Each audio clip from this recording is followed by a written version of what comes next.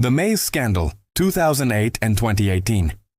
In Kenya, maize isn't just food, it's life. From the humblest kitchen to State House, it is the meal that unites everyone.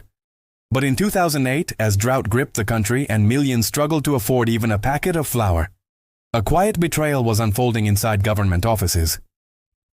The plot. The government imported thousands of tons of maize to ease the food shortage. The National Cereals and Produce Board (NCPB) was tasked with distributing it to millers and traders so that flour could reach ordinary Kenyans at a fair price. But that's not what happened. Well-connected traders, politicians, and even fake companies hijacked the system. They bought maize cheaply at government-subsidized prices, then sold it back to the market at inflated rates.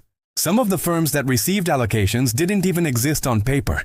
Meanwhile, genuine farmers waited for months without payment, as families across the country went hungry. It was a cruel twist. Food meant to feed the poor became a tool for profit. The 2008 scandal. This first major scandal erupted during the Grand Coalition government under President Mwai Kibaki and Prime Minister Raila Odinga. At the time, the Minister of Agriculture, William Ruto, found himself at the center of controversy.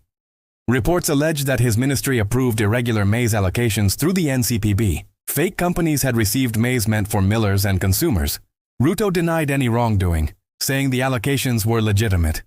A parliamentary report later called for further investigation, but no convictions were made. Once again, politics drowned out the truth. Fast forward, 2018.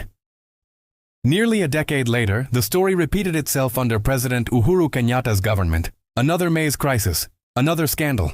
This time, it wasn't about import licenses, it was about fake farmers and ghost suppliers.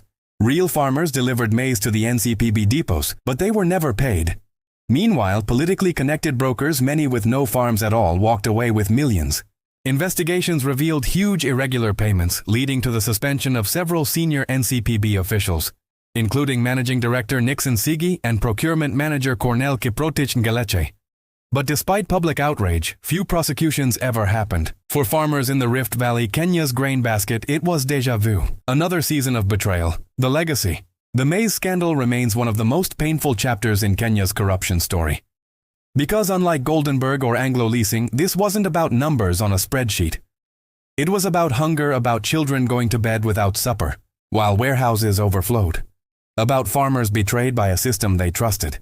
To this day, Kenya still imports maize year after year, while local farmers struggle to survive. And those responsible? Most walk free. A bitter truth. No gun was fired, no blood was spilled, but the crime was just as devastating. Because when greed takes food from the mouths of the hungry, that too is murder of a different kind.